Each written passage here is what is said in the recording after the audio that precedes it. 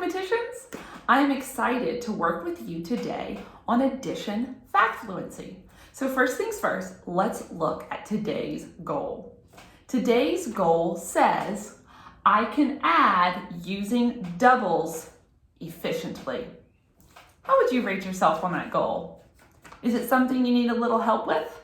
If so, that's okay. I'm going to help you with this. Or maybe you're feeling like you could do this independently, in which case I'm going to give you some time to work on this independently. So first things first, let's go ahead and review our doubles facts. Our doubles are just any time that we are adding two numbers that are the same number. So we'll start easy and get harder. So first things first, what's 1 plus 1? 2. What is 4 plus 4? 8. What's 2 plus 2? 4. What is 5 plus 5? 10. What is 3 plus 3? 6. Alrighty, are you guys ready to get a little bit more challenging? What is 6 plus 6? 12. What about 9 plus 9? 18. What is 7 plus 7? 14. And then finally, what is 8 plus 8? That is 16. So listen, if you were able to solve those doubles facts right away, if they're in your bank of facts, you can oftentimes use your double facts to solve other problems. And that's what we are going to be working on today. However, if you are having a hard time answering those automatically, it's not a bad idea to practice your double facts at home, because that's something that we kind of want to have in our bank of facts. So what we're going to be doing today is looking at how you can use your doubles facts, if they're in your bank of facts, to solve other problems. But here's the thing about this strategy. We've been working on using a 10 to solve addition facts. And that's really a strategy that you can use for almost any problem. Whereas doubles facts really only lend themselves to some problems. So what I'm going to do is we're going to do the first one together. And I'm going to show you two different addition problems. And I want you to tell me, which one of these problems could you use a double fact for? And which one doesn't really work for using this strategy? Here, I'll show you our two problems. If you wanted to use a double, what would work better? 6 plus 7 or 8 plus 5? Here, let me put my box. Which one of these two problems would really work better using this strategy? 6 plus 7 works better for this strategy because these two numbers are really close, which means this problem is close to a doubles fact. So it's not that you couldn't use the double strategy for this problem, but it really does work better for this problem. So look, I'll show you how you would use a double strategy for this problem. And you could actually do it two ways. Watch.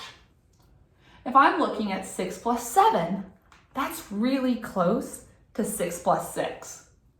So if I write 6 plus 6, and I just know that 6 plus 6 is 12, I also know that a 7 is made of a 6 and a 1.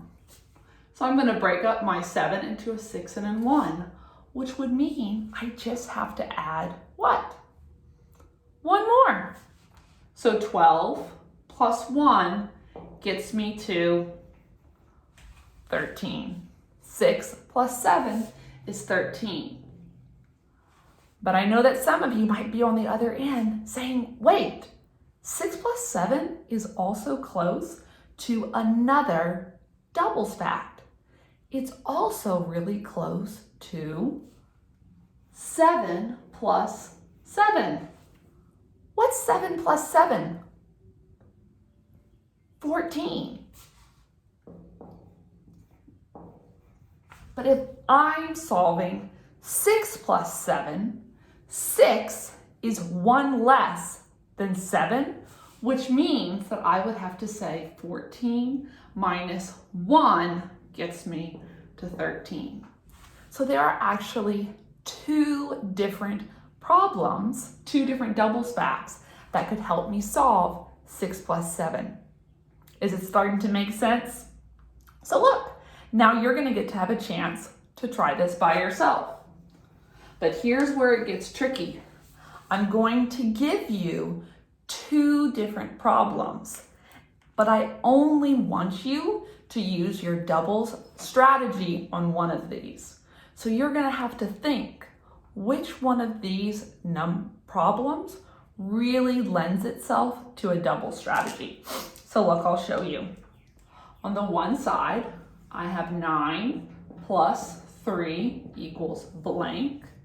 And then over here, I have 7 plus 8. So listen, I only want you to solve one of these two problems. So you need to think, which one of these problems is closer to a doubles fact, and then solve that problem using this strategy. Go ahead and hit pause and follow those directions. Are you back with me? So let's look at these two problems. I have 9 plus 3 and 7 plus 8.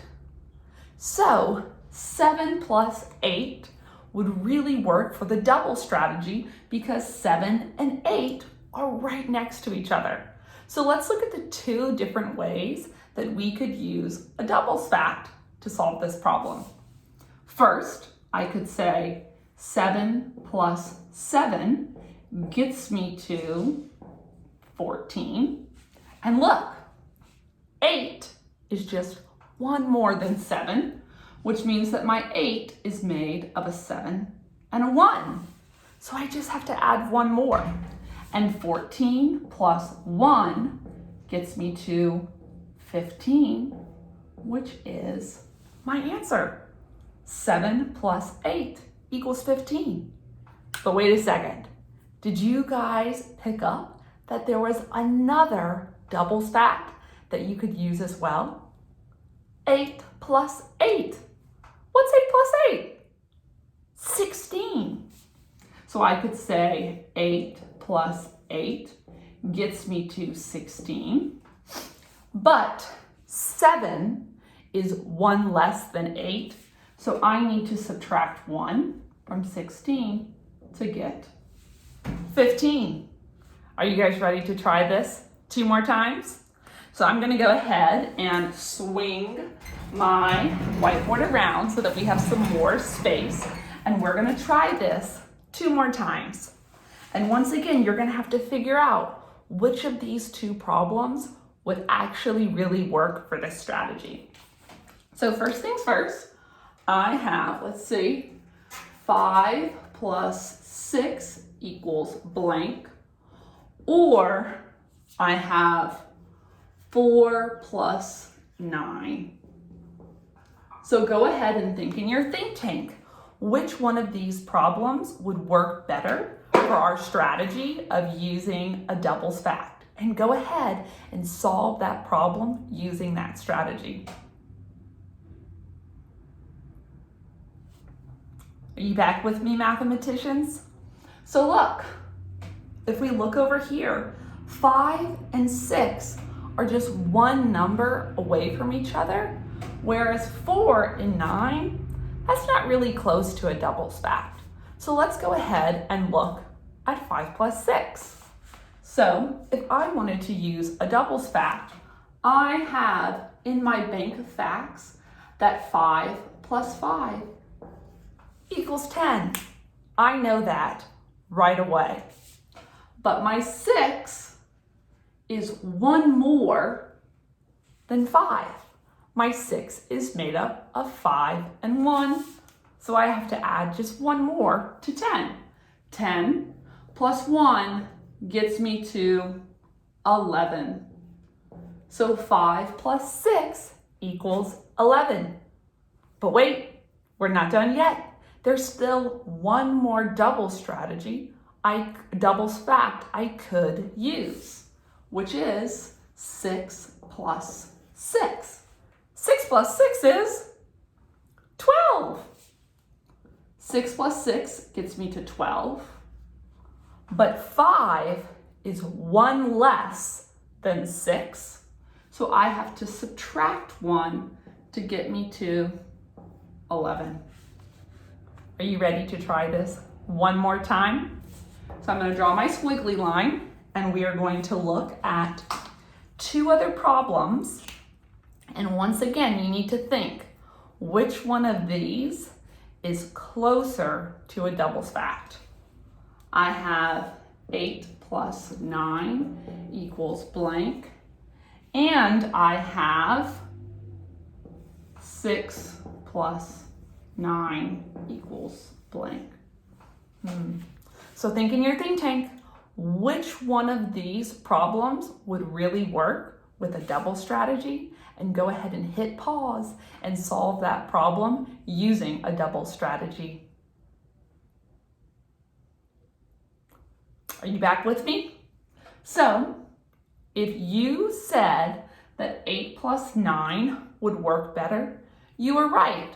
And it's not that you couldn't use this double strategy for this one. It's just that it works a little better when the numbers are just one away. So let's use 8 plus 8. What is 8 plus 8? Is that in your bank of facts? 8 plus 8 is 16. So look, my 9 is one more than 8. So my 9 has an 8 and a 1 in it, which means that after I do 8 plus 8, I just have to add one more. And 16 plus 1 gets me to 17. So let's use one more doubles facts that we have in our bank of facts. That is 9 plus 9. What's 9 plus 9? 18. But because we're solving 8 plus 9, and 8 is one less than 9, that means that I need to subtract.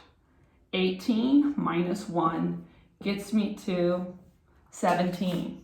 So anytime you're practicing your addition facts at home and you're really comfortable with this strategy, this is a strategy you can use to solve these problems. Thanks for stretching your brain with me today, mathematicians.